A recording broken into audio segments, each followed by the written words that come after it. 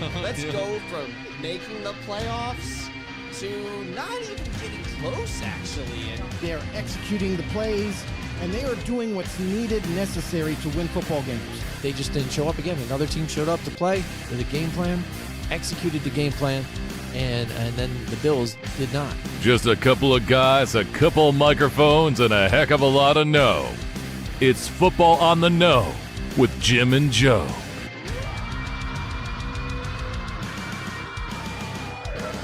what is your guys' opinion on the catch?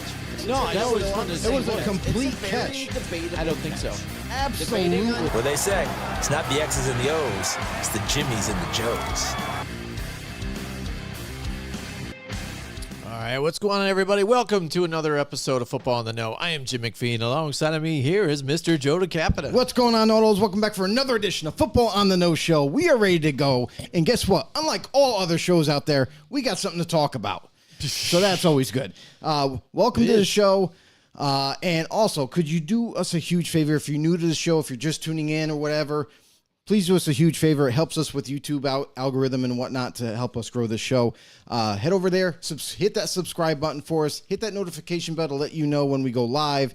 And as always, make sure you comment, like, share below, because guess what? Right now, while we're live, we will react to anything you comment down below. So That's right. tune in. Anything you want to put down there, we're going to have a reaction to it, Joe. Absolutely. Whether it be good or bad. Yeah, absolutely. So again, it is early on in this off season for the NFL. Not a whole lot of stuff going on. Very but quiet. Whatever news Very there quiet. is, we're going to discuss a little bit of it. Some of the things that have been going down. Right. And I think one of the big topics here, I guess for me, I wanted to touch up here, is that coach.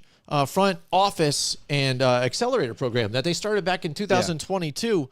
Now, this season, they're going to, they're going to expand it a little bit, and they're actually going to add it into their spring meetings now. So now in their spring meetings, they've done it before in the fall and stuff, but now here they're going to actually hold these guys come there, for these meetings and get to meet with owners and other personnel of all these teams and actually attend seminars too as well to help get to maybe be better at a head coaching situation, but then also learn the business aspect of things too. And so then it can help some of these guys that have been nominated for this to attend to find another fit and to be able to broaden their horizons and get some of these bigger jobs and advance in the NFL to help that type of diversity situation that they've been trying to handle for the last so many years. Yeah. Now, my one thing is it's not held to like just certain coaches, right? It's like assistants. It's trying to get them more involved in networking. You know what I mean? Right. To be able to meet with other coaches and meet with other people, and they can give some advice. In other words, Yeah, So, meet with other coaches, executives, owners, anybody. You know what I mean? yeah. So it's just it's a big like networking type of meeting and everything, and maybe it might lead to a job or a promotion whether it be for their own team or someone else's team. Just another way the NFL is trying to help guys that aren't noticed as much get noticed. For future positions. Yep, and there's 16 returning guys that were nominated last year. The difference this year, though, is now they used to be able to nominate someone from your club or your franchise here. Yeah. Now other teams can nominate a person from another team, personnel too, so add them. So if they notice, hey, that guy's been doing good for that team, I think he should be able to go and check it out and stuff. So. And like I said, 40 some odd people. I mean, that's pretty cool because I remember back when I was going and doing the night DJ and stuff like that, going to the nightclub conventions. It seems similar to that type of situation to where you guys can go and you can meet these other owners and different execs in the business, but then also attend these seminars from real execs, the real people that have been in the business that can kind of teach you some of the things about the business and get you better off, in your start of your next career. Yeah, and that's the thing is it's all about trying to grow and And the other thing too that I feel like maybe not a lot of people that know about this are looking at it this way, but what if it's also another ploy to like maybe poach some assistants from another team? You know what I mean? Yeah, we'll give you a promotion. We already got the intel from our guy about you. Now let's meet at this. It's like legal tampering right now. Let's Yeah, meet. I Let's feel that. meet at this meeting, and like we'll get an idea of the kind of person you are. Just like being recruited, you know what I mean, in college, and we're gonna get to pick your brain a little bit, and then before you know it, hey. Sorry, Steelers. We just took your offensive line coach away from you. You know what I mean? So I think that's also part of it as well. Like just like anything else, there's always like a competitive edge you're looking for, and this is easily one of those avenues to go with. Absolutely. We've got Paul Matty. He's in the house with us tonight. What's going on, Paul? And Welcome back, Chris buddy. Simpson's also in the house with us. Chris, yes. Absolutely. Paul Matty, he says, yo, from Playa Linda Beach, of course. right. There you are. Of Here he course. is. And Chris Simpson, he says, all right, here we go. We got a Raiders thing. Raiders need a quarterback, ? Tell him to give me a call, Joe. Hello. No problem. I'll hook you up with Dave Ziegler, and we'll see if we can get a deal done with you. Hey, and Tom Leiter's in the house with us tonight, too, as well. All right, Tom. Funny thing about that, too, because, again, Devontae Adams has been interviewed in The Ringer and stuff, and now he's kind of been open about the situation, Yes. That's there with the Raiders and how, he understands. See, I wish some of these other players, too, would kind of feel what he's feeling. He just recently got there. He knows he's under contract. He's not going to stomp his way out and say, I want out of here. I got to go. He's like, listen, I know the situation we're in now. I know Derek's gone. This is, an opportunity to still do something with this team. And I came here to win a Super Bowl to try and do this and kind of be my last stop in my career. Right. We don't know what's going on with this offense, what's going to look like. I did well with multiple quarterbacks last season, and Jimmy Garoppolo, it's going to be a different feel. And he said, I don't know what's going to go on, if they're going to have him, what type of thing. Are we going to run more? What are we going to do? But, I'm in it for the long haul, and we'll see what happens. Well, he knows what they're going to do. They are going to run, just like they did last year. The biggest thing for Devontae looking forward is the quarterback right now is Jimmy G. Jimmy G does not have a tendency to throw deep. And that's what he's kind of concerned about is like, hey, with my numbers from last year, over 1,500 receiving yards, double-digit touchdowns. I think he had like 14 touchdowns or something like that, and crushed it with Derek Carr. And now you move on from Carr, and you're like, we bring in Jimmy G. Well, not the same guy.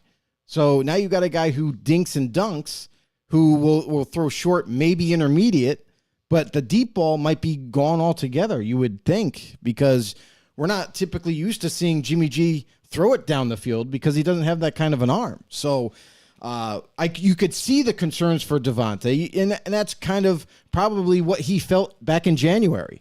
When the decision was already made to move on from Carr, he definitely felt a certain way back then. So now that this article is coming out and they got all these different quotes coming from Adams himself, he has a right to question it. He's a captain on the football team. He's a 30-year-old vet. And he by no means is he saying he wants out or wants to be traded, but he's saying he wants to win a chip with this team. Well, I'll tell you right now, they haven't as a front office done enough to even be competitive like they used to be a couple years ago. So for Devontae going forward, it's like, can we figure this thing out? And I think all those questions and the answers that he's looking for are going to be hashed out in training camp, because that's where you're going to really find out what Jimmy G is capable of doing in this offense and what the offense is going to look like going forward. So again, we're touching on Chris Simpson's point here now too. So do you think they truly just need a quarterback now at this point, or you think Jimmy G can get them somewhere? Because again, with the caliber of type of guy, you got with the Devontae Adams, with the Jimmy G and Josh Jacobs right there. Yeah. Jimmy G's taken teams to the playoffs before. Yes, he's also been to the Super Bowl. But the biggest problem with Jimmy G, and there's no sugarcoating it, injuries. That's the availability for him is a problem. So hopefully for the Raiders going forward, hopefully he can stay healthy for once. You know what I mean? But it's not likely. We've already seen that, the crazy history that he has injury wise. So don't see it happening. Do they need a quarterback? Yeah, they knew that too. They knew they needed a quarterback. That's why in the draft, they were trying to trade up to maybe get a guy like C.J. Stroud, to maybe get a different type of quarterback that they liked. So the effort was there to get someone. But in free agency, when they actually ended up signing Jimmy G, he was the only one available. Everybody else already signed. Everybody else was gone. You know what I mean? So you move on from Carr, bad idea. Now, we're scrambling to find our next quarterback. The Tom Brady thing didn't work out. That was their number one target, was Tom Brady. Tom Brady decided to retire. Okay, missed out on that one. Number 2, let's look at Aaron Rodgers. We're trying to figure out what can we do to get Aaron Rodgers. Compensation-wise, it's a little too much. So strike number 2. Now third, they try to work out a deal for the upcoming draft early on to try to get up in one of those top 3 spots. Even the Bears pick they tried to get.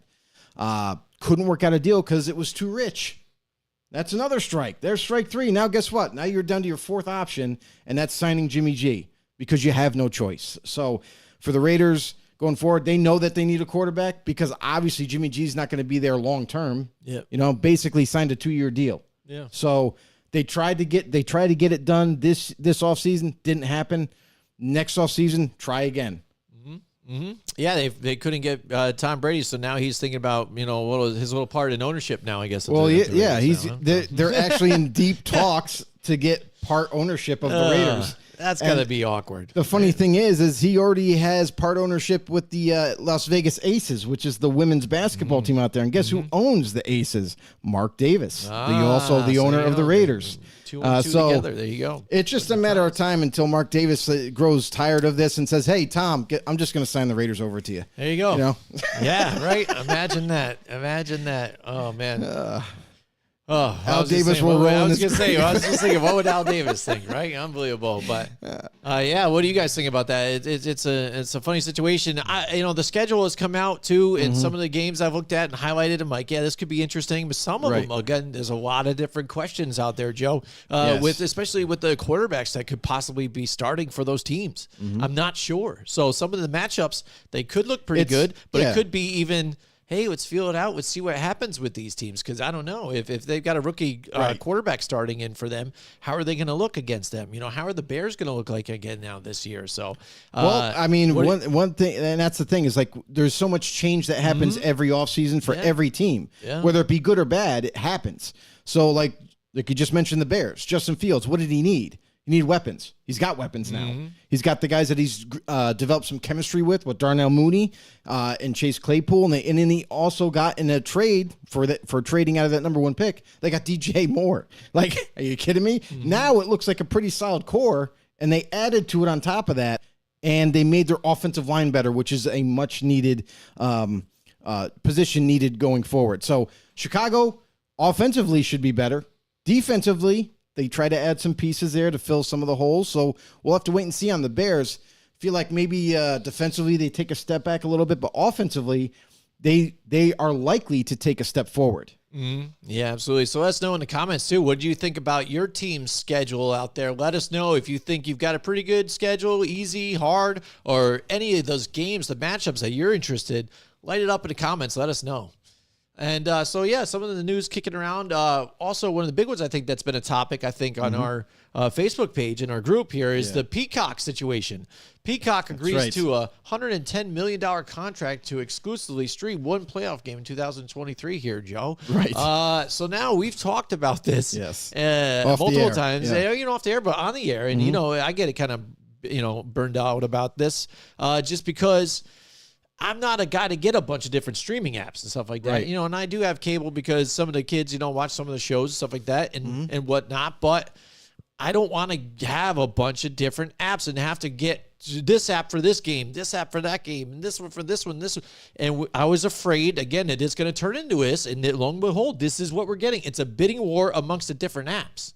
Yeah, I mean, which are the same stations though too, which feeding into money and stuff. But you have Amazon last year, right? Amazon was streaming Thursday night football games, and they had this big deal that they made with the NFL, and it kind of it brings that exclusivity to it. You know what I mean? Where like if you don't have Amazon Prime, you can't watch the Thursday night games. So you gotta get so it's like you have to get it, and some people did. Some people went out and they did get it and everything, but it's like. You're limiting your audience that way. Like a lot of people, don't get me wrong, have Amazon Prime already. Yeah. A lot of people do. And that's probably what they were kind of going with. They're like, hey, we can make a lot of money with this TV deal and we're still going to be fine with ratings. Right. So that's their thinking last year. Now this year, it's a little bit different with Peacock because you have to have the Peacock app, in order to watch the game, which it is free. So it's not like an exclusivity thing where you got to subscribe to it. But still, it's just another thing you have to do in order to watch a game that I feel like it's going to trend this way going forward. They're going to look to make, well, how much more revenue can we generate if we sign a NBC app contract next year? You know what I mean? And CBS and ABC, and then before you know it, there's going to be like 15 different apps for 15 different games that you all need to have to watch all these different games. So that's my concern going forward. Yeah. I hope it doesn't get to that. Yeah, right. But again, you're seeing the money that they're bringing in. It's been reported in the range of 110 million. And this is for one playoff game. Right. This is for one wild card playoff game, not this year, but next year. And the problem is with this all happening now is like, okay, we saw Amazon Prime. They get their deal. So now people had to conform to watching Thursday Night Football on Amazon Prime. Now, whether you had it or not, if you didn't have it, you had to make arrangements, right, to find it. Whether you went over to a buddy's house, whether you got Amazon Prime yourself, it was kind of a nuisance in a way. Now, this deal right here, even though it's, a free app, it's still another hoop you got to jump through as an NFL fan. So if you want to see your team, if your team is playing in that game, it's like now you got to download this app. You got to if you have a TV capable of doing that, that's a whole other thing. Is like, do you have a TV capable of downloading apps and then you can watch it on your TV? If not, you'll be watching on your phone. That's not going to be fun. So it's like, they're making this so exclusive to the point where, like, now it's just a nuisance. Now it's going to just aggravate fans. And it already has started to, because we've seen people in our own group, when we posted this article, they were discouraged by it. They were like, are you kidding me? Now I got to download an app just to watch a game, a playoff game at that? Yeah. It's a little insane. So they're making a lot of money. Okay, fine. But now you're making this like just a very, very big issue for NFL fans to view. It's not going to be on national TV as it's reported, but the interesting thing is they're saying it's exclusive to the app, but then NBC Universal executive say differently. They say the markets of the two teams competing in the wild card matchup would receive the game through a local TV station, most likely in an NBC affiliate, but that's only for those two teams. You know what I mean? Mm-hmm. It's not national. It's not like NBC is going to show it nationally. It's only going to go to those two teams in those local networks. So, again, the exclusivity of it is a problem. Like for me, like especially playoff time. Yeah, that should be national. It should be shown nationally. Everybody's got to be able to see it, going to be that's tuning when in. You make it. Everybody's going to watch it. Yeah. You're going to get millions upon millions, maybe even trillions of views, and that which generates revenue. So it's like, why are you going with this idea now, where you're going to go through an app and try to boost Peacock's downloads now? Basically, yeah. In an effort, well, that's what they're trying to do. Hey, absolutely, we'll pay you 110 million in a range there. Yeah, and then that means that next year's playoff games, we're going to strike gold. Everybody's going to download our app. Mm-hmm. There's going to be billions of people that download our app, which is going to boost our revenue in terms of an app being downloaded. So it's like, Jesus, that's what it's going to show you, motives. though, that for a nonprofit organization, they just love to make money. You know what I mean? There's so much money around it. They're signing this because of money. That's the only reason. Again, because like NBC, they're obviously doing it. So again, like you said, more downloads, can do what they want. Mm-hmm. We get exclusive rights to this, and then it airs on their affiliates, even local affiliates. So you have to tune into their affiliate to get it. Now, I mean, people do it for the Thursday night games anyways. Right. Thursday night in America. But this is what they're doing, and this is the NFL saying, no, we don't want to be so. I mean, they always want to spread the game and be widespread, but you want to be able to hit every audience that you possibly can and spread the word around about this game. Mm-hmm. But for a playoff game, you want to keep it to exclusiveness. Why? Right. Money. Well, hey, if we get enough money, then we don't care. Because, they look at it still that everybody's still going to watch it. They're going to still try to find a way to do it and get it. it just, for me, again, I look at it as, again, maybe I'm old man, get off my lawn type of deal thing again. It's one thing that even cable switched from analog to digital and stuff now, but if you have to try and stream something, you've got, and my internet's pretty good too anyways, but you still might have good issues internet, of lagging or this, or even there's a bit of a tape delay. So even on Twitter, you get the updates of the score already, and then all of a sudden this, or a play that happened in front of it because it might be a lower rate. More problems that I have to deal with my TV and more computers. Computers have issues. Your TV, like you said, a smart TV. If you don't have a smart TV, then I got to have to figure out to get apps from my phone or whatever to stream it to my larger TV or whatever that I have in my home. It just seems like a big runaround to get the same thing that I've been able to get since I've been born. Right. You know, and that's the thing too. And this is the first deal where it's going to be just streaming. Now, we talked about Amazon Prime a little bit ago.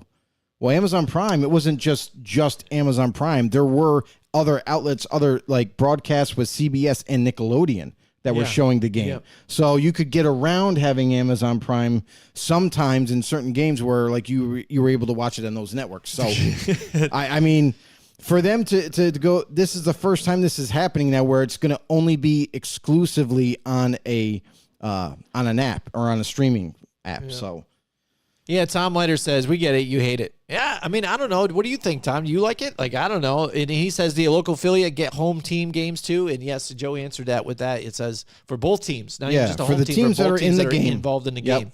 Yep. Local TV stations. I mean, look at it this way though too. Amazon. What do we take from that? Okay, I think everybody likes Amazon Prime for the shipping better than anything. It wasn't like their NFL team was great. I think the broadcasting team at times during the games looked really in over their heads and scrambling for things to figure out and talk about. Yeah, it was tough. It was rough for them at times. And then graphically, it was kind of weird. Honestly, we would have done a way better job. Right. I mean, for one thing, I got to say for the Peacock, I think seeing it's an NBC affiliate, they do enough sports like hockey and things like that too, and golf. I don't think they're going to have an issue with having analysts doing well and doing their thing. Plus, they have the NBC nightly, Thursday or Night America or Sunday Night America. Right. They could just reuse that crew. So I think aesthetically, it's going to look amazing still on the Peacock. It's just, again, the functionality and stuff always bothers me here and trying to get to there when before I used to be able to turn my TV and put it on. And one other thing that I will point out about this deal is Tom Leiter says, "Get a Fire Stick and you'll get it all." One thing I want to point out is overseas. Now, overseas, NFL is really big over there. Now that you're making this a Peacock app only to watch this playoff game, whatever game this ends up being, so everybody that's overseas now, what do they got to do? Now they got to download the Peacock app just to watch it and everything, and it'll be like 1 million people over in Europe walking on the streets watching it on their phone because they can't sit at home and watch.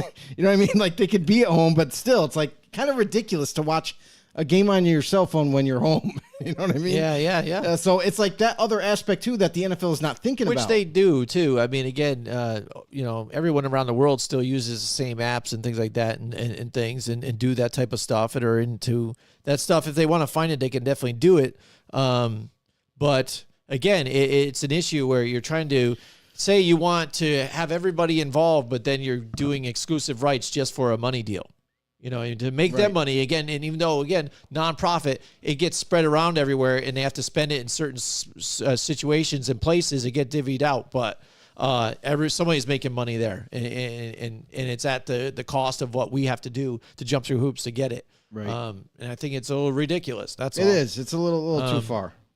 Which I think, talking about the Germany and things like that, Europe, I think the German games are getting the better games than London. Doesn't it seem like London's getting crapped on constantly? Because they get 2 like Jaguar games still. At least Jaguars, they've kind of turned out to be a little better now coming up. But it seems like Germany's games are better. Well, you got to remember, London was like the first, right? So they started to get like some good games and stuff once in a while. And now that they've moved on, to Germany, they want to give Germany really good games because we've already done London, and that we're fine with London. But now you're the new kid. You know what I mean? We want to impress. Yeah. So we're going to give you some really good games to watch instead of London. So I mean, it kind of makes sense, but you're right. Like I feel like it is a little too favorable towards the Germans. Yeah, absolutely. But yeah, the Peacock thing, it's only going to make me crazier. I know Tom Leiter's looking at me funny and stuff. Like, look at this old dude. And I'm, yeah, but I don't know, man. Like I said, I mean, I got a nice TV, but and it's a smart TV too. But you know, for me to put another app on it and all this other nonsense, I just don't like doing all that stuff. Just you know wait 10 years from now. You know, they're gonna, yeah, it's going to be crazy. That's all it is going to be. You know what I mean? Again, and a lot of people ditching cable now and doing the YouTube TV. And Streaming. I know there's A lot of people the are doing YouTube streaming. situation. I think they put money in on too on games. So I mean, it's going to be all over the place. Maybe I just won't watch TV anymore. I'm just going to shut off altogether. Pull the plug.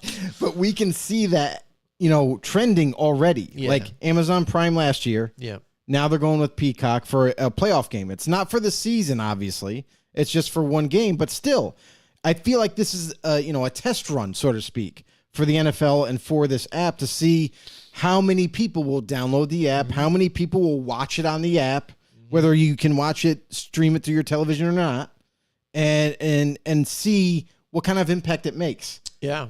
Are they going to reach a broader audience? Are they going to reach a smaller audience? I feel like that's why they did one game. That's why they did a playoff game. They're thinking, well, it's playoffs. Everybody was going to tune in no matter what it is for playoffs. Let's see how successful this could be. Right. If it's successful, that's dangerous for all the fans because that means they're going to continue to do deals like this going forward. The one thing, though, too, I would just like to bring up with this whole situation, too, is, the fact because we were at Restaurant 605, too, and one other thing that they discussed is the fact that say, when you want to go to watch a game, you go, I'll go to the bar and watch it, and they can handle it. Good luck. Well, good luck, because, again, they have to deal with some of this money situation and buy packages, because we had a problem there, like trying to get the Fox games, because, again, it was a different package than they were trying to be sold to them or something by the provider. Right. So you had to put in a certain amount, and it ends up being a lot of money even for them to shell thousands. out just to get these games here at the bar, and things like that. So some of those you won't even be able to go to see at a bar, because it's tough if they decide to, hey, I don't want to get this package, or it's not included in this service that I have.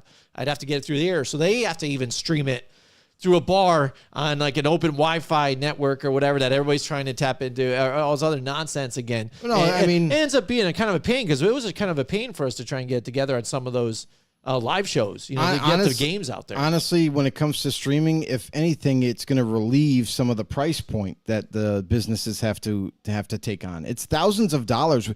When the bars were open with cable and everything, it's thousands of dollars just to show the event at your venue. Yeah. As a bar or restaurant. So any business essentially. So now if you have smart TVs, now that's the thing too, is like if you don't have a smart TV, you're kind of screwed as a bar or restaurant. Yeah. But we dealt with that too. But if you're smart and you upgrade your TVs and you have all these smart TVs, you just got to download the app and you're going to have the game. Off and running. It's going to make your venue exclusive for the game. So then you could probably get a lot busier that way, and it doesn't cost you money. So in that aspect for businesses, it's a good thing. Now they don't have to shell out thousands of dollars for a free app they can download and be able to show it. That's not good. That's not going to happen for everybody because of obviously, if they have a newer TV or not or whatever, or have the capability to download it.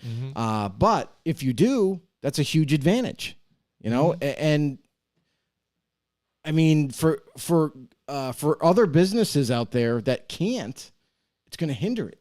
Now it's not about spending money. As long as the apps are free to download, it won't be about spending money so much. Now it'll be like, well, you're just out of it unless you invest on upgrading televisions and downloading all these apps. You're going to be dead in the water.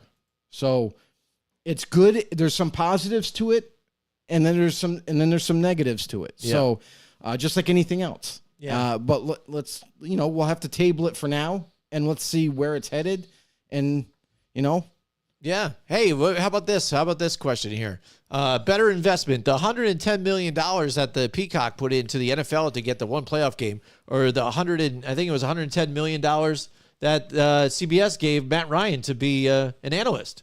You know what I mean? What's the better investment? I'd go with Matt Ryan. He's smart. Yeah, You're gonna get more of a return from Matt Ryan because experience in the NFL. Now you got him at your table, and he's going to be talking to you about the games and what some teams like to do, what teams don't like to do, and that's the other thing too is Tom Brady is going to be an analyst as well. That's right. So I forgot about that. That's another guy that's going to be super smart. He's going to give you his honest opinion and very knowledgeable. So it's like these guys that have spent years in the league that know the ins and outs of it, whether it be through free agency and trades and different player personnels and schemes and all that.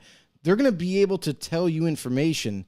Obviously, they're not going to spill the beans on their own organizations, but they're going to give you intel, in other words, you wouldn't be privy to. So that's going to be exciting for me to watch them and how they address the audience and how they go about week to week and talking about different teams. So that'll be interesting for me. Yeah, I think what's always interesting is seeing some of these players transition out of the player type of role and now into these commentary / analyst type It of doesn't deal. always work out. It doesn't. And again, look at what happened with even Drew Brees. He was out in just a flash, just about. Now Matt Ryan into it and Tom Brady. Who knows? I think Tom Brady would be done really well. Right. Matt Ryan, I'm not sure so much. I think so. He's but got it the could same be. He's got mindset. the smarts about it. Absolutely. The only thing with Tom Brady too, I'm wondering what Tom Brady are we going to get? Are we going to get the off-air usual Tom Brady, like the laughing, joking kind of a little bit too, but still give you the numbers like he does, or is he going to be really clean-cut type of?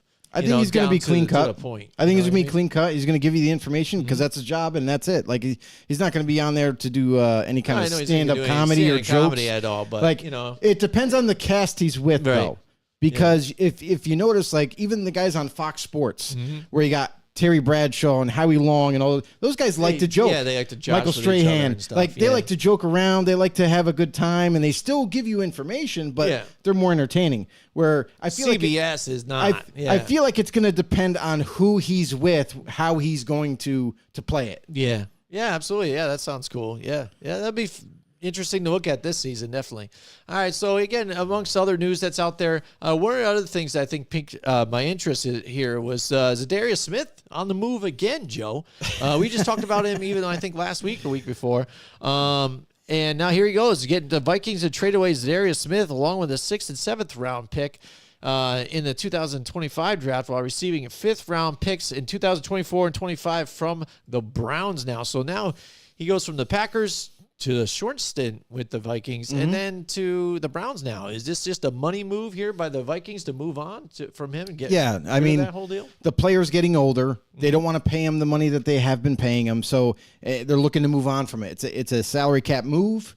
It's not that he isn't a good player anymore all of a sudden. You know what I mean? Then we just kind of get rid of him. He's still a good player, but they're looking to move on salary-wise. So Cleveland picks up the tab.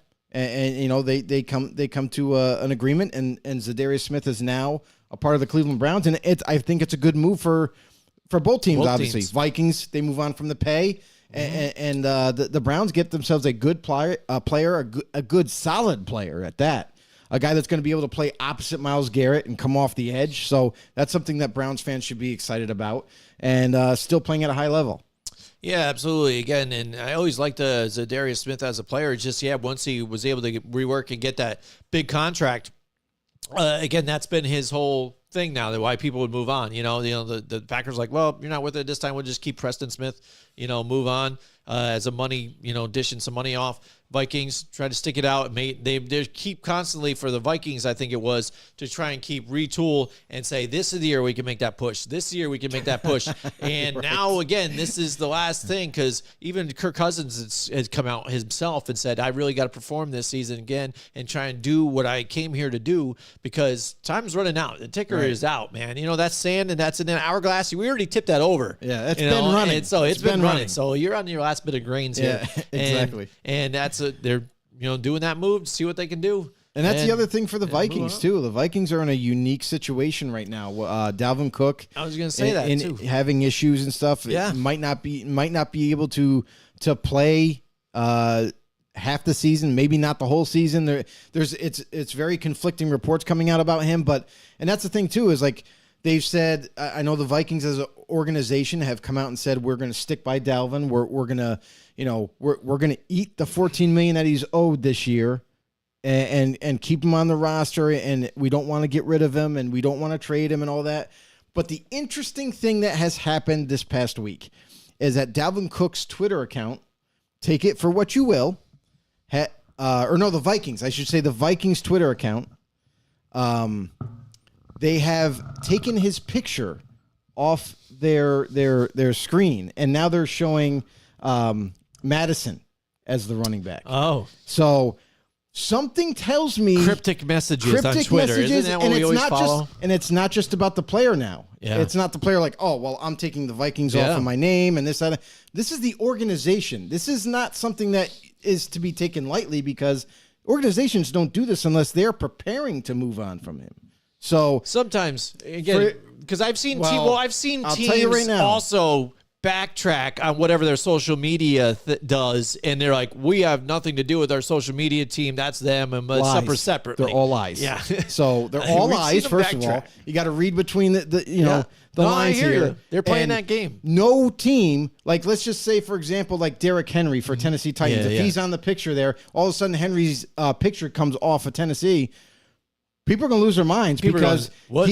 he's a big time, one of the biggest running backs in the league. And if you're going to remove him from your team picture or whatever on Twitter, that's a bigger deal than Face of what's showing. franchise, So basically. you got Madison now on there as your running back and not Dalvin Cook. Mm-hmm. So is this just a PR move where they're like, we're slowly removing, we're distancing ourselves away from the player in a sense. We're going to put Madison on there. We're taking Cook down. And if something is to unravel, people are going to forget about that he was with a Viking somehow. You know what I mean? Like it's very confusing as a player. Like Dalvin Cook saw this. There's no doubt about it. And he's like, whoa, what's going on? Or maybe they told him ahead of time before they did it. I hope they did. But it means something. It's not something that you don't do this out of like, hey, we're changing up the picture this year. We're not going to, you've been a great starter for us, but you're going through some trouble. We're going to just take you off of there. Right. So it's something to monitor. It's something to pay attention to going forward. What happens with Cook in his situation and with the Vikings as an organization. Yeah, we've seen it even with other teams with like how when they even do their hype videos before the season too. It's like, oh, you're not invited to the hype video. Like, what do you mean? What are you talking about? I'm not in the hype video for the season. What's up? You know what I mean? And it's just the writing on the wall sometimes. Right. And sometimes you see it vice versa. You see it from the player first. The team doesn't say anything. The player goes out there and says, looks like I'm no longer a Charger. And you're like, wait, what? What do you mean? And then next thing you know, 2 days later, he's traded. And it's like, wow. Yeah. You know what I mean? So like sometimes the players are announcing moves that are taking place earlier. And Spilling sometimes the they do beans. find out via social media. You never know. I mean, it is a crazy game what they play here. Paul Mays in the house. He says, "What team is the blue helmet on the desk?" I think he asks every single time. It's a Marine helmet, and it's a Miami Dolphins. It's a Miami special Dolphins edition, right? special edition with Xavier Howard's signature on it. Xavier Howard. You want to buy it? There he is, right there.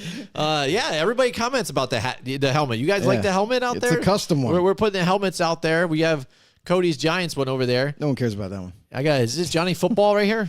Johnny Football? It's Texas A&M. Texas helmet A&M. Boom, over here.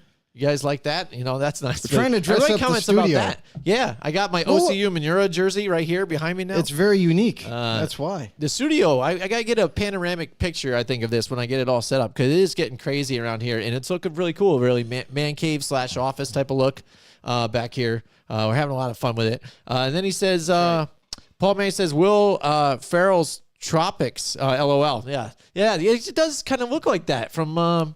what the hell is The it? colors. Semi-pro? Semi-pro. I think didn't they have the palm trees on the jerseys in the front Yes. too? Yeah, that is similar. Interesting, dude. Similar colors. Wonder if that's where they got it from or something. Like when No. they decided to come up with that or something. You know what I mean? Like, let's do a thing like that. But it's cool. I like it when they do that. What do you think about this then, Joe? Sorry to cut you off, but what do you think about this? Because we've talked about different alt jerseys, all this. I think back, when we first started, even too, when Oregon was doing things, they got licensed by. They were the originators. Originators with the chrome and stuff like that. why don't NFL teams do more like of this, Alternates? like alternates, like a bunch of different retro type of things? They do their retro originals and stuff, but some off type of deal helmets and jerseys and stuff, and even auction them off, and things. So I mean, a lot of times it's about the owners and what their thoughts about it. A lot of them are traditionalists. A lot of them don't want to change the uniform. A lot of them don't really want to change much. If they are going to, it's not going to be a huge change. So I would say because of the owners and because of the staff that's in place, a lot of them don't decide to kind of mix it up and maybe change some things. There's some teams that we thought would look pretty sick if they were to change up their uniforms and maybe even their helmets. But it just for those teams, it just hasn't happened, and it looks like it may not ever happen unless they get maybe a different owner. You know what I mean? To come in and like kind of spice it up type of thing. But yeah, there's teams out there. We've seen the Steelers kind of slightly change. They used to have just black helmets with the yellow stripe, and then they went to a yellow helmet with a black stripe. At one point. Yep. They went back to their retro jerseys that look like Bumblebee uniforms. The Bumblebees, the Killer you know what Bees, I mean? yeah. So sometimes they do change it, but they're going back in time. Yeah. But nothing is being changed and modernized for current uniforms. So some teams have done it, and some have looked really good, and then there's others that look like crap or shit. Yeah. So, and some of them you can't even tell what uniform it is. Yeah. So, So I mean, like overall, I feel like that's the reason. I feel like it's more of a decision from up top, and unless they make that decision, you're not going to see your team change too much. Like even the Giants. Like look at the Giants. They used to minor change. The NY, and then they had Giants way back in the day where it just said Giants across of it. Then they changed to NY. So little minor and modifications. That's how it was back in the day. And it's kind of funny, because when you kind of look at it, and I don't know about you, you would probably notice this kind of too, because you're a Raiders fan, and they don't change a lot either. They pretty much keep it the same, but minute changes to where, because when you watch older footage too, like even as a Giants fan, I'm like looking, and I look at even at the helmet there, I'm like, back and watching the Eli Super Bowl and stuff like that. I'm like, look at those jerseys. I'm like, I never realized that they had this and the gray pants more and this and this and blah, blah. And then I'm looking at them now and I'm like, they changed that to white, and I didn't even realize that, and stuff. And then you look even at the face mask it's not gray anymore, I don't think. Yeah, you also look at their numbers back then too were different. They had white with like a little more red outline. And then you had the blue jersey, so it kind of like popped out a little bit more. And then even their helmets, like little, like such minute changes here and there. Like the red stripe used to be darker, Yeah. and then they brightened it up a little bit, And then the blue wasn't as metallic-y as it is now, and it used to be like a dark navy blue. So little things like that. Some teams have changed over the years, but going like the Giants, like we're talking about right now. They're a traditionalist type of team. They're not going to change too much. They're going to change minor stuff. And until the O'Hara family decides to like call it quits and not, own the Giants anymore, and maybe a younger owner comes in and says, well, I'm taking over the team, I want to spice some things up, then you might see a change. But and then it even goes for the fans. Like some fans don't want to change anything. They're like, no, I love these uniforms. They're timeless. They're classic. Keep them that way. And then there's other fans that are kind of new age or younger that are like, no, you need to change it up and spruce it up. So you're going to always have those debates. You're going to always hope that maybe something changes, maybe not something changes. But I mean, there are teams where you would like to see, look at the Saints and the Raiders, right? We'll take them because they're both almost all black.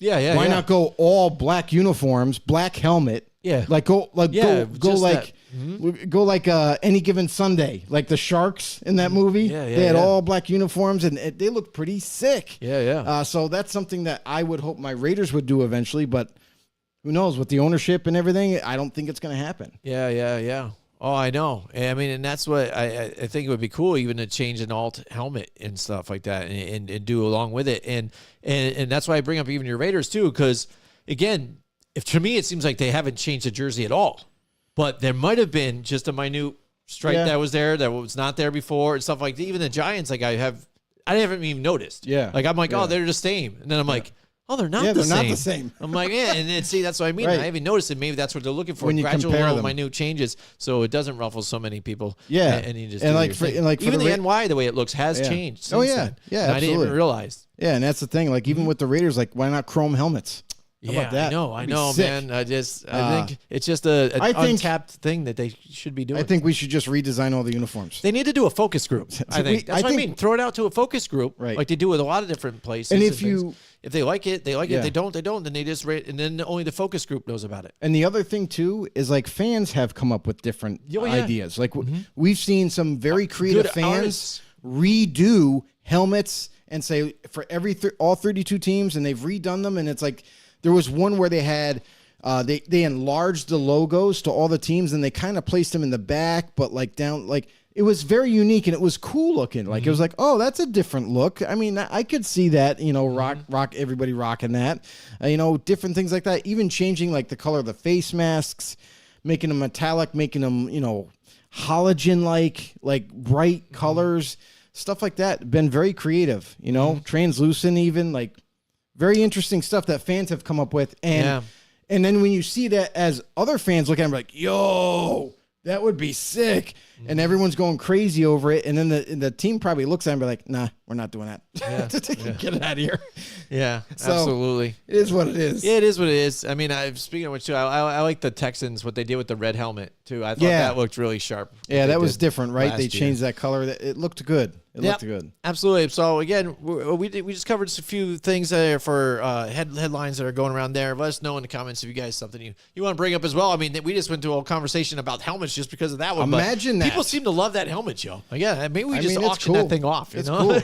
It's People definitely love it. cool. But hey, if you go to any of our live shows around here, we're always doing giveaways too. So if you like stuff That's like right. this, come check it out. Absolutely, we're going to be hitting it big this year. We appreciate you guys and Right. all the sponsors out there. Again, if you haven't yet, go to the YouTube page, hit the like button, hit the subscribe button, notification bell, which you know whenever we go live. And we're also on Facebook still too. If you haven't watched on Facebook, come join our Facebook group, Football on the Know Show. And anywhere you get your podcasts, absolutely. iTunes, Spotify, you name it, drop a follow on there. Bring us along with you. Listen, you could be busy at work, but you could be breaking up the monotony of work with us screaming in your ear about football. So Absolutely. So again, Joe, there's still some free agents out there, some good ones. There Despite is. we got the draft that's already happened and stuff. Guys filled their rosters, but we got to see teams tackle free agency first, fill some spots they need, and then they wanted to go into the draft and grab the rest. And since then, they've got some undrafted, free agents that they grab. But then you still got some veterans out there that are kicking around that can really make a place, I think, in a specific team, in a specific location, maybe even just at a specific time in the season. Now we're going to go through a few of these players here. I think there are key players that I think could find a nice spot on some of these teams and what situation would be nice for them. yeah, and that's the thing is like it's funny how it works. You got free agency in the beginning of the offseason. Everyone goes crazy over that. Sign this guy, sign that guy. Then you have the draft. And then it's back to free agency again before training camp hits. Because And then you got cuts. anything that you miss in that window, you're like, that's all right. We liked a few guys that were still available, so we're going to probably pick them up. And then you're right. And then you have the cuts at the end of the year at right before week one is when you get the massive cuts. And that's when there could be even more veterans available that you could just pick up before you start, So, but this year is, just like any other year, same cycle. And now we're here once again. I'm just going to say this, like, according to NFLTradeRumors.com, their top 3 free agents are Leonard Floyd, Jadeveon Clowney, and Frank Clark. All edge rushers. All 30 years old. The problem with them, though, is they're very different from each other. Leonard Floyd, I seen, is just like a pass rushing specialist. I don't think he's number 1 in my mind. Right. He's very a scheme specific type of player, and we've seen him go to, like, say, the Atlanta Falcons before and not do so hot. And then he went to the Rams and played pretty decent. So Jadeveon Clowney, a guy that has never amounted to the number 1 overall pick that he got taken with. So a guy that was seen as a pass rusher, but has basically a glorified run stopper. He creates some pressure, but never gets the end result in the sack. So, Right. you got this guy, and then you got Frank Clark, former Super Bowl champion from the Chiefs. Chiefs move on from him because they have youth behind him waiting to go. So here he is available. A good player, but I wouldn't say a guy that you're going to bring in and expect a big difference maker. Yeah, that's the thing with these top three guys, what you're talking about. Again, at a free agency, I want a guy that's going to go in and kind of be that difference maker. These guys, even throughout their career, and I think you would agree with me, have been just side pieces for other guys that have been the better player, kind of in a sense. You know, when you're added to this team or whatever, like, oh, okay, well, this is a good addition. If you look at Jadeveon Clowney, at this point, too, he's a bust. You know what I mean? If you look at where he was drafted and what his career's kind of been, of course, it's not very good and very spotty, and he's kind of been that extra piece that hasn't really amounted to a whole lot. You know what I mean? And Frank Clark, again, was going to be that guy that was supposed to be aside of Chris Jones and stuff, but still, despite all that, Chris Jones just shines still for them, you know? So these guys to fit at their age, even right now, at that position, I understand maybe they're up at the top because of that position, maybe as edge rusher, but I just don't know about making such of an impact to a team at this point in their career. I mean, Leonard Floyd, because he's so specific on what defense he could play in, that limits him dramatically. Like that now, if all those teams already have a guy like him in place, he's not going to get signed. You know, whereas Jadeveon Clowney, I feel like he can play multiple positions. Like he could really come in a 3-4 edge rusher. He could come in a 4-3 defensive end, which he's done before. You know, he's going to give you really good play against the run. That's what he's going to do. So if you're looking for him to come in and create a little bit of pressure, not going to get sacks, you know that. He's just not going to happen. But he can create pressure. He can stop the run. Maybe that's all you're looking for. That to me is like, out of these three guys, I feel like Clowney is a little edge better than the three here. Frank Clark, still a good player. I'm not saying he's not. But again, how impactful was he with the Chiefs? Yes, he had his moments. He did. Yeah, he had some good games, but he also had some bad games. You know, so that's what you're going to get with a lot of these veterans that are available still now. Like, they might be able to come in and fill a gaping hole that you have still.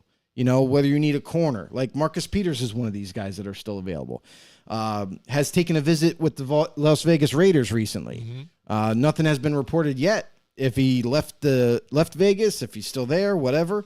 But this is another guy, you know, at corner. He's a veteran. He knows his job. He knows what he's doing.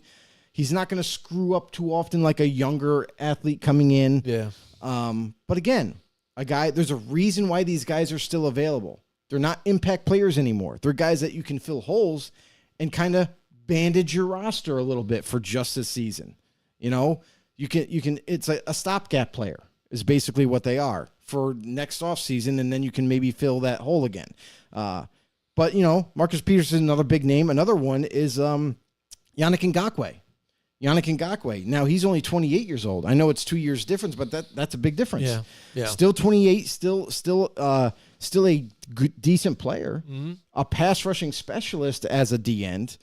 But again, a guy that isn't as impactful as you would like. Right. Yeah, exactly. And that's a problem with a lot of these guys that are still available. Now, there's some hidden gems that are still around that you could add to your team for probably on the cheap, and it would greatly impact your roster.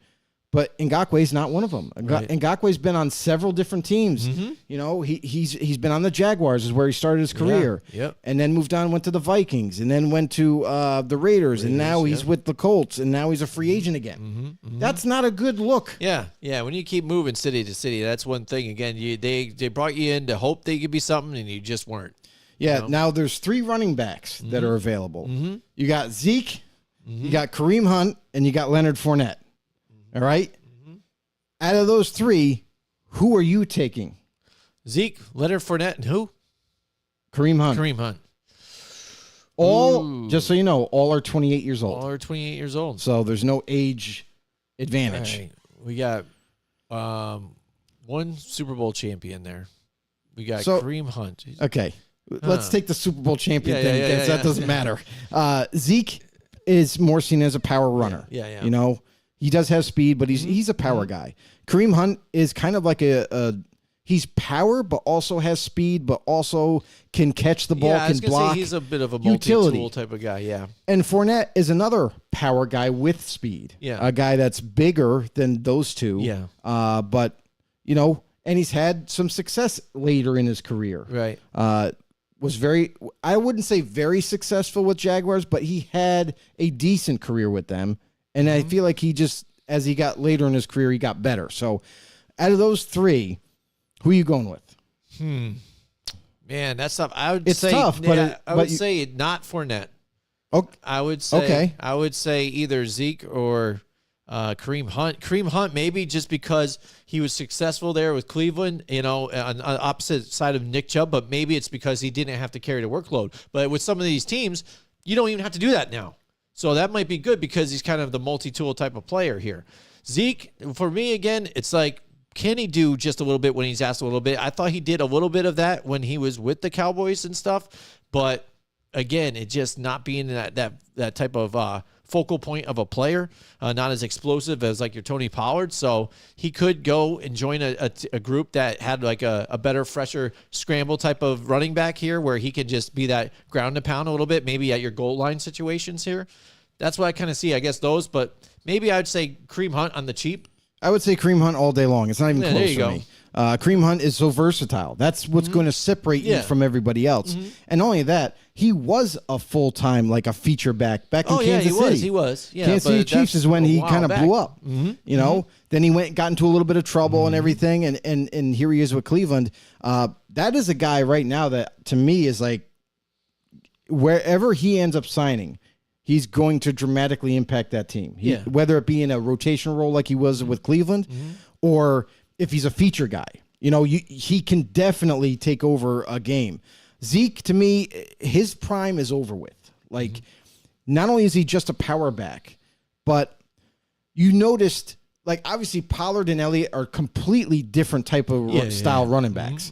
Pollard has a lot of speed, quickness, makes people miss, but is also tough. Whereas Zeke he's slower than Pollard and is not a guy that is known as a guy that's going to shake you out of your shoes. He's not going to make you miss a lot of times. He's going to look to run you over. So to me, that limits him in whatever team he does decide to go to. Now, I have heard about him that Dallas is not going to be looking to re-sign him.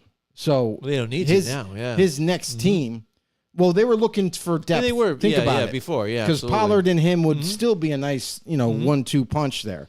But from all indications, he's not going back. Now, that puts him in a little bit of a pickle here because now you got to try to find a spot, and you can't ask for a lot of money now. Ask for the money. That's the thing. All these guys got to come to realization now at this stage in free agency. Guess what? You could just be out of a job this year. Yeah. If you're not too careful. So, Yep. out of those three guys, yeah, it would be Kareem Hunt for me. Yep, there you go. So we agree on that. Second to me would be Leonard Fournette. Okay. I just like his running style a little bit better, and we've seen him do some really good things in Tampa Bay that way. After that, I feel like there's some like decent free agents that are available that you can hand pick. Like, okay, he'll fill a role, he'll play well, but the rest of the list is like some of these underrated type of free agents. Like you got guys like Matt Ioannidis, who suffered an injury last year for Carolina, was formerly with Washington, but an up-and-coming, really good D tackle. Yeah. But he's 29. It's not like he's in his mid-30s or anything. He's still available. Probably could get him on. All these guys you could probably get cheap. Adrian Amos, Yeah. 30 years old, safety from Green Bay, formerly of Chicago. Yeah. But a really good safety. Yeah. And he's still sitting out there. He's chilling. Yeah. So it's like you got some of these free agents where you're kind of like, wait, what? Who's available? Are you kidding me? So it's like some of these guys, John Johnson III. I was going to say John Johnson. Another good safety, and he's only 27 years old, still Yeah. in his prime. Like, this is a guy that was a Pro Bowler with the LA Rams, goes to Cleveland, and played 1 year, and they drafted his replacement, basically. So here's a guy available at safety. Like, you could get and bring him in. He could start right away for you. I mean, what could you want more there? Other than that, You got some older vets too. You got a guy like Kyle Van Noy, who's been around for quite some time, but he's 32 years old. on his way out. Still a really good player, though. Yeah. You know, still can get it definitely. done. Shelby Harris, I feel like, is an underrated D lineman from the Seattle Seahawks. Guy that was really wreaking havoc in backfields. But again, his age comes into factor. Yeah, he's 32 years old. Older, yeah. 32, you know. And another guy who has been injured often, Byron Jones. Yeah. Was once a high-caliber shutdown corner, 30 years old, coming off a leg injury. You got to wonder, is he healthy enough? Can he play? Is he 100%? If he is, and you test him out, I'd say if a team is looking for a corner, bring this guy in on a very cheap deal, approve it like a veteran minimum type of deal, 1 year, see if he can last, see if he can outperform everybody. You could potentially get a steal here. Wasn't he also the guy that went out on social media though and said about recovering from injury and stuff like that? Yeah. Like, you know, Yep. it's crazy what you have to go through and things like that, and the drugs you have to go through and all stuff. So he warned a lot of players about it and things. So I don't even know if he's looking for a place to play then. Oh, no, he is, because he tweeted that out too. Okay. Which is funny because it's weird that he brought it up that contradicted way. himself. Yeah. Really? He contradicted himself. He's like, I don't know why anybody would want to keep playing in these conditions and all the stuff you got to take just to keep going. And he's warning all these players, but you're warning players that already know they're in the NFL. Like, it's not a secret. Look at Patrick. But maybe again, he was just like, man, I got this house I got to afford still. Stuff like, all right, I got to go to work. Hey, like, but I'll deal with it. I don't like it, but I'll wait deal a second. with it. Wait a second. Let me. What do you got? Let me tweet this back out. And I still want to play in the NFL. Don't get me wrong. Yeah.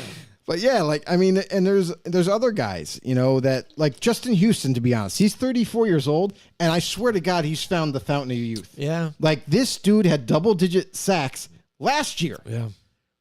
He's 34 and is still getting it done. So good for him. I don't know if he'll get another deal because of his age, but man, guy's super productive. Again, and some of these guys too, again, depending on injuries and stuff and what time in the season too.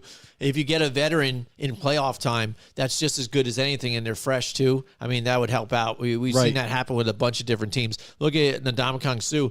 He's irrelevant during the season, but again, you add him onto a team again like he was with the Rams here, and ended up getting his ring, I think, with the Rams.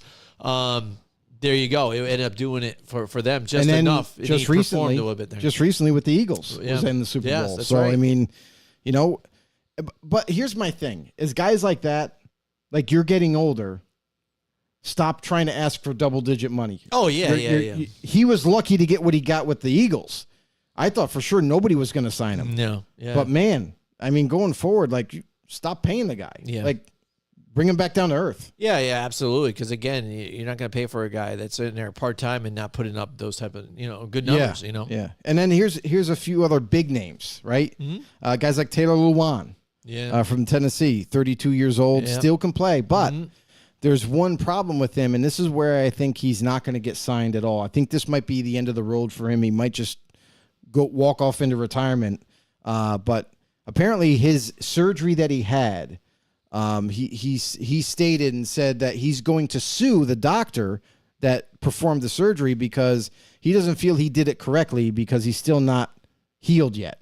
So there's that whole thing going on. So that you can just assume that, now that he might have to get another surgery to correct it if it is screwed up. And that's just going to delay him even further. And then at that point, there's no point in coming back.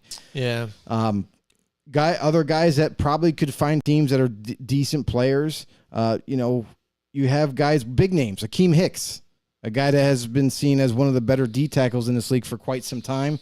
But he's older again, too. 33 years old. Yeah. He was on Tampa Bay last year. Did a pretty decent job for them. But again, all these guys are going to be 30 or older. Yeah. You're lucky if you find guys in their 20s at this point in free agency. You got guys like Trey Turner, 30 years old, really good guard, was once a Pro Bowler, available. You know what I mean? These are like guys that you can bring in. Julio Jones, I don't think he gets another deal. Like, he's 34 years old. It's probably the end. Like, this is it. Your last hurrah was with Tom Brady. Trying to chase a chip. Couldn't really even get it done there. So I mean, that's got to be your last opportunity. Yep.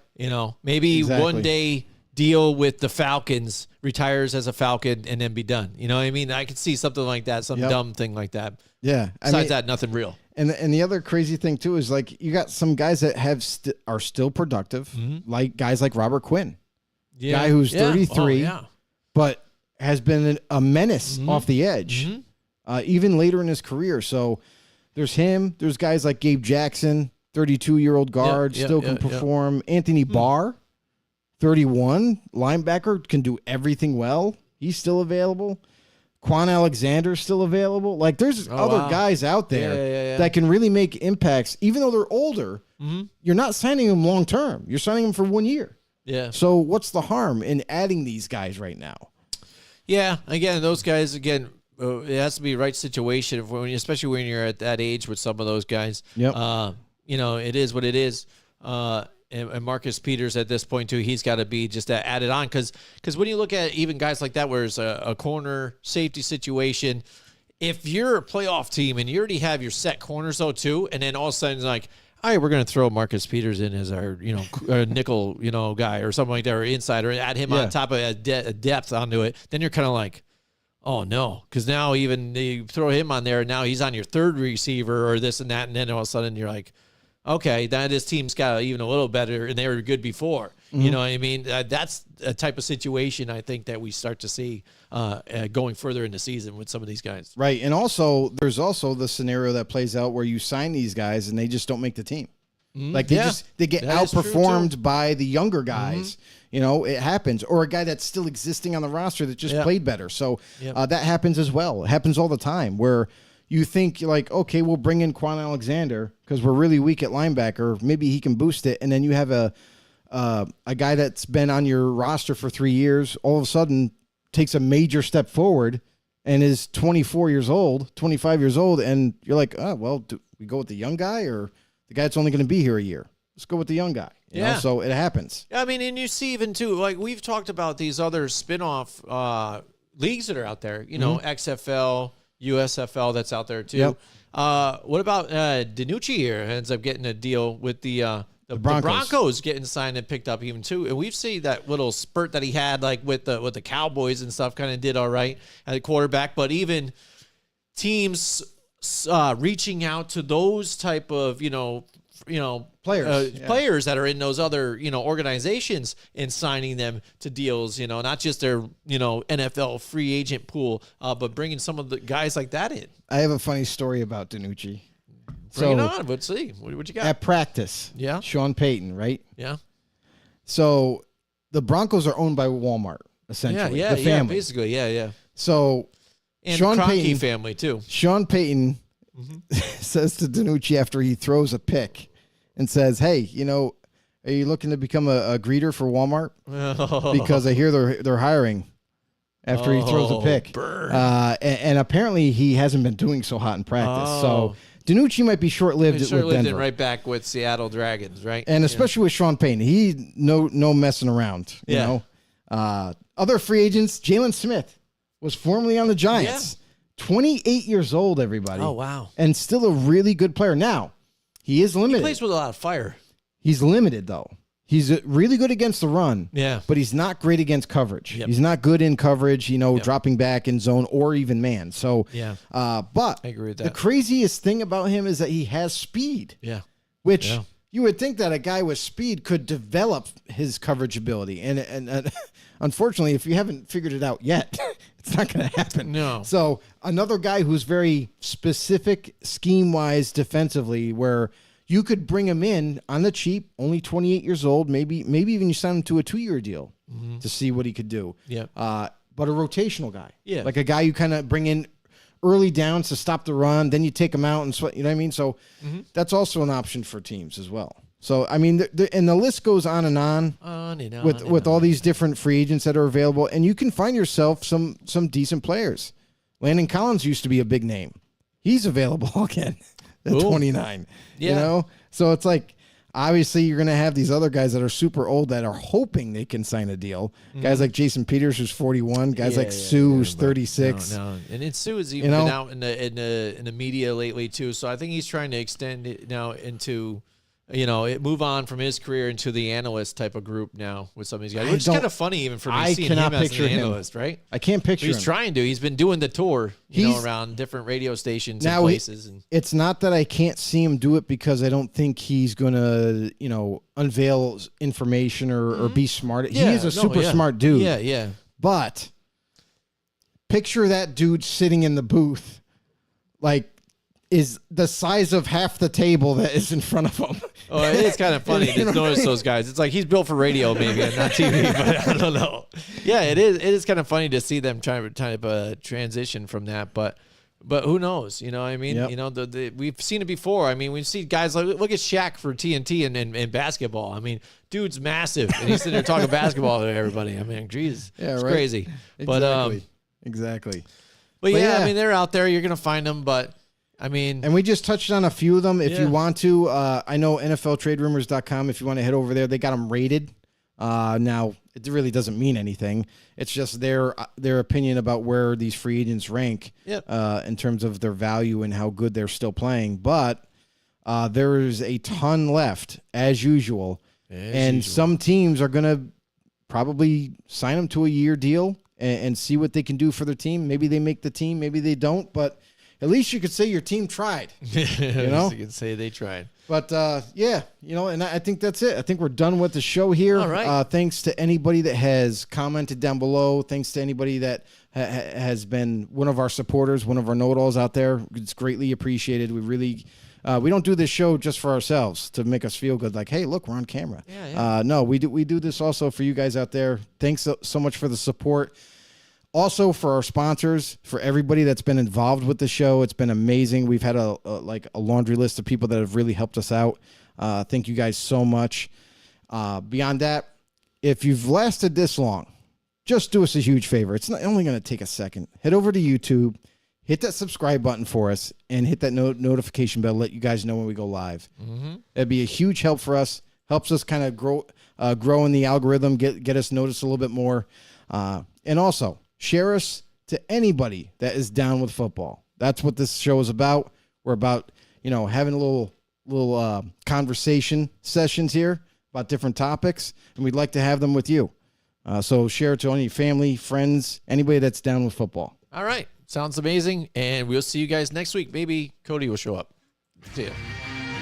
Join us next week from 8 till 10 Wednesday nights for more Football on the Know with Jim and Joe.